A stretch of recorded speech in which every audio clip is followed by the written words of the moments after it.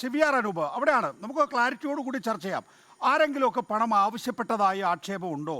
അങ്ങനെ ആക്ഷേപം ഉണ്ട് എങ്കിൽ ആ ആക്ഷേപം വോയിസ് ക്ലിപ്പിലൂടെ പറഞ്ഞ ആളല്ലേ അത് വിശദീകരിക്കേണ്ടത്.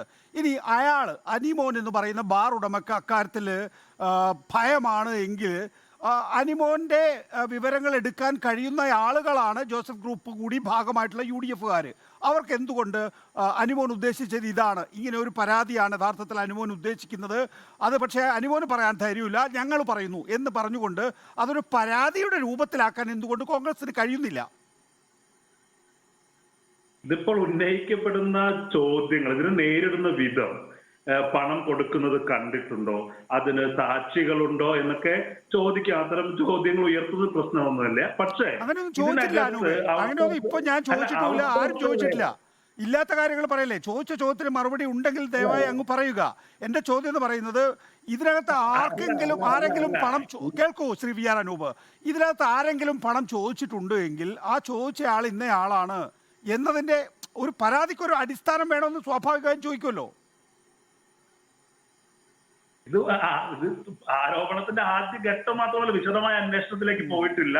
ഇവിടെ കേരളത്തിലെ സർക്കാർ എടുക്കാൻ പോകുന്ന നയപരമായ ഒരു തീരുമാനത്തിൽ സ്വാധീനിക്കാവുന്ന പണപ്പിരിവ് നടന്നിരിക്കുന്നു എന്ന് ഒരു വാട്സപ്പ് ക്ലിപ്പ് നമുക്ക് കിട്ടുകയാണ്. അത് ഒരു അന്വേഷണം നടത്തേണ്ടതാണ് എന്നുള്ള കാര്യത്തിൽ താങ്കൾക്ക് സംശയമില്ലല്ലോ. അങ്ങനെ ഗൗരവപ്പെട്ട ആരോപണമായതുകൊണ്ടാണല്ലോ മന്ത്രിക്ക് പോലും അത് ക്രൈംബ്രാഞ്ചിന് കൈമാറേണ്ടി വരുന്നത്. ഇവിടെ ക്രൈംബ്രാഞ്ച് ഇത്തരം ഒരു അന്വേഷണം നടത്തുമ്പോൾ അത് ക്രൈംബ്രാഞ്ച് ഈ പറയുന്ന പൊളിറ്റിക്കൽ ലീഡർഷിപ്പിനെതിരെ അന്വേഷണം നടത്തുമെന്ന് നമ്മൾ കരുതുന്നുണ്ടോ? കഴിഞ്ഞ ഉമ്മൻചാണ്ടി സർക്കാരിന്റെ കാലത്ത് ജുഡീഷ്യൽ അന്വേഷണമായിരുന്നു ഉന്നയിക്കപ്പെട്ടത്. അത് ഉമ്മൻചാണ്ടി അനുവദിച്ചു. ഉമ്മൻചാണ്ടി അതിന് നേരിടാൻ തയ്യാറായി. ഈ പറയുന്ന ക്രൈംബ്രാഞ്ച് അന്വേഷണം പോലും പറയുന്നത് ഗൂഢാലോചന, സർക്കാരിനെ അട്ടിമറിക്കാനുള്ള എന്തെങ്കിലും ഗൂഢാലോചന നടന്നു എന്നാണ് പറയുന്നത്. സത്യത്തിൽ ഇത് അന്വേഷണം ആവശ്യപ്പെടുന്നത്ര ഗുരുതരമായ ആരോപണമാണ് എന്നുള്ള കാര്യത്തിൽ മന്ത്രിക്കും താങ്കൾക്കോ എനിക്കോ സംശയമില്ല. പക്ഷേ ഇത് എങ്ങനെ അന്വേഷിക്കണം എന്നുള്ളതാണ്.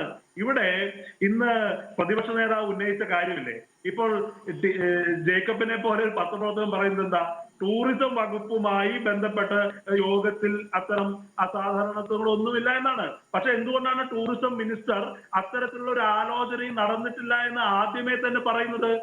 ഇവിടെ ആദ്യമേ തന്നെ പ്രഖ്യാപിക്കുകയാണ് ഗവൺമെന്റിന്റെ പോളിസി മേക്കിങ്ങിൽ അത്തരം ഒരു ആലോചനയും നടന്നിട്ടില്ല എന്ന് പറയുന്നു. പിന്നെ പറയുന്നു ടൂറിസം ഡയറക്ടറാണ് ആ യോഗം വിളിച്ചത്. ഞാൻ അല്പം മുമ്പ് ചീഫ് സെക്രട്ടറി ഡോക്ടർ വി വേണുവിനെ വിളിച്ചിരുന്നു. ഡോക്ടർ വി വേണു പറയുന്നത് എല്ലാ വകുപ്പുകളിലും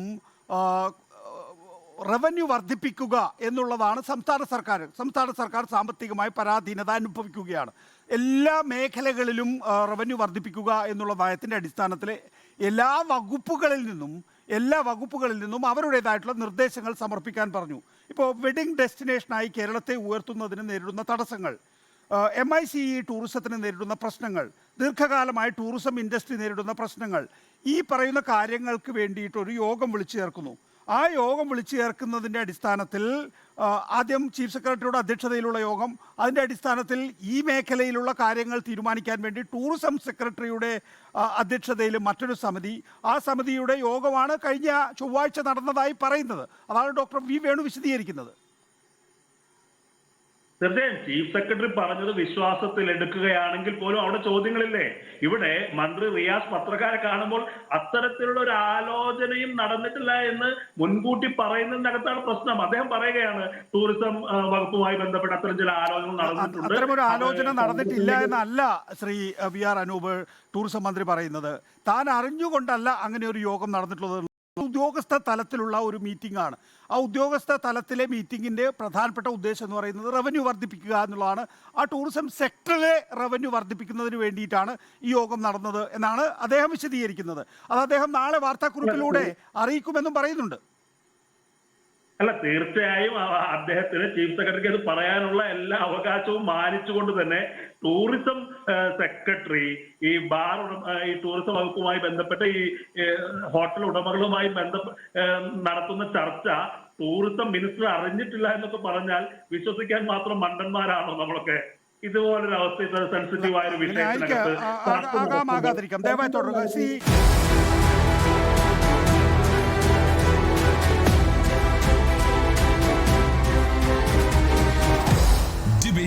എം വി നികേഷ് കുമാർ.